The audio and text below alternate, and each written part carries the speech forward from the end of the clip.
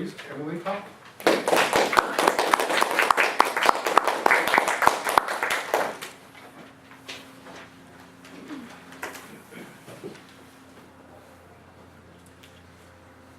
after school, and I'm out on the field.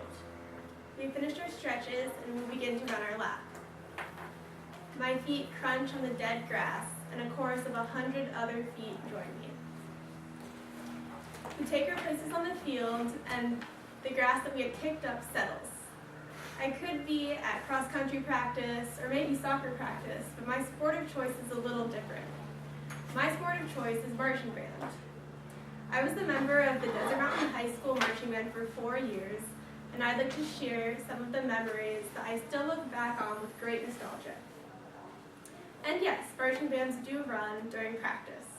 It helps keep your lungs strong, which is very important when you find yourself running across a field while still putting wind through an instrument. I attended band camp every year before the school year began. It was for 1 week up in the mountains of Arizona, where we learned about a half of our show and also got sunburnt in places where you didn't know you could be sunburnt. Towards the end of band camp in my freshman year, on one of the last nights of camp, news came that one of the seniors had gone missing. The sun had already set. The camp was far away from any of the city lights, and so it was already covered in darkness. All the freshmen, including myself, became very worried. What could have happened to Jacob, the missing camper? Did a mountain lion get him? Or maybe there was a crazy murder in the mountains. A senior led myself and a few other freshmen down a winding path into the dark woods. In front of me, behind me, and to either side of me, I could hear other campers in the thick of the woods yelling out for Jacob. As we traveled deeper into the forest, we came across a path that was lined on either side by other senior members of the band. We walked past them, they stood straight as a stick with no expression on their faces. As we walked by, they lifted a flashlight up and flicked it on, which cast shadows across the mountains and valleys of their features. After these spooky special effects, it became clear that Jacob probably wasn't missing. The narrow path expanded and gave way to a bonfire, which was already surrounded by all other members of the band.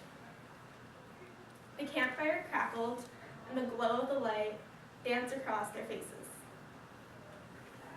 Sparks from the campfire flitted in and out of existence, just like the lights of lightning bugs. What it really was an initiation ceremony for new members of the band. They presented each of us with a chain link attached to a string that was to be worn like a necklace. It symbolized how we were all a team and a family. It was an amazing feeling to have a solid group of friends before my high school career had even begun. My chain link necklace is featured prominently in my freshman yearbook photo.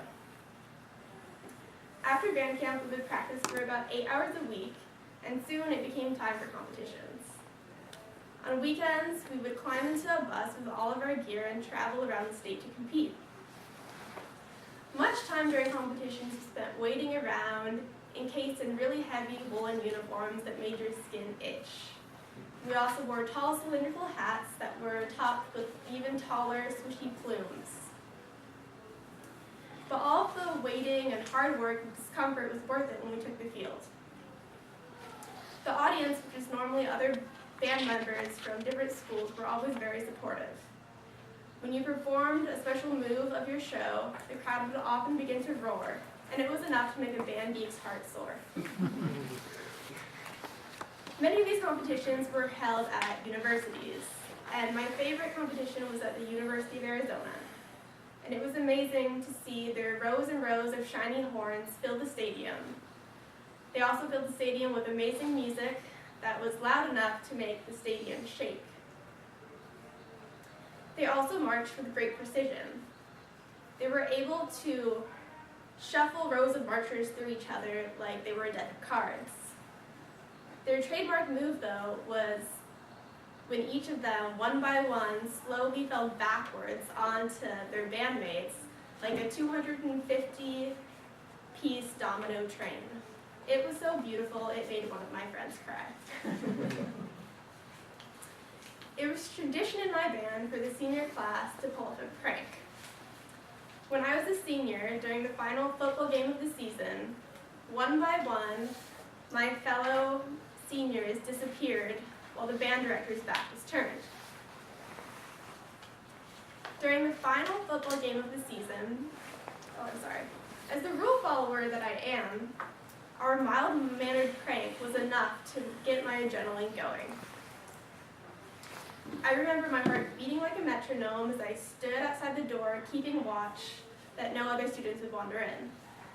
It was also very exciting to take turns plastering the band room with Post-it notes.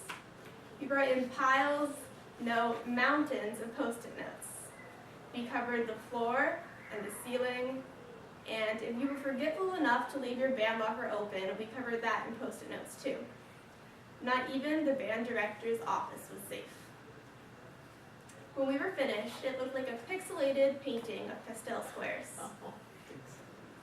I have many more great memories beyond these experiences I've mentioned about band camp, competitions, and the senior prank.